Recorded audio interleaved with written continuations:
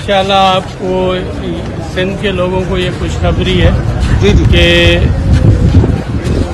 हमने एक गाइडलाइन निकाली है, उसमें मीटिंग्स हुई हैं हमारी।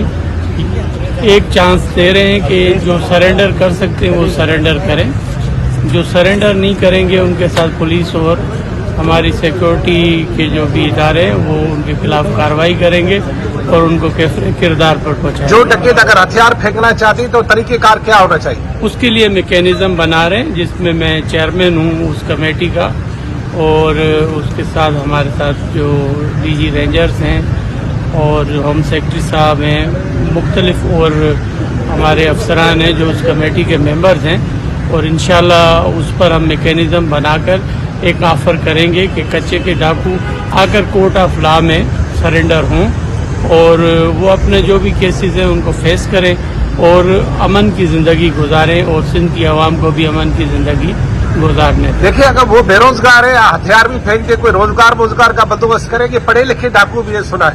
यकीनन ऐसे तो स्टेट जो है वो माँ की हैसियत रखती है आवाम के लिए, और स्टेट किसी भी जो अमन पसंद शहरी है उसको ऐसे नहीं छोड़ेगी, और इंशाल्लाह उनके लिए जो भी अमन पसंद होंगे उनके लिए रोजगार का भी इंतजाम। सुना है डाकू कराची पहुंच गए, बस आपके साथ मिले होंगे। ये भी चाहिए।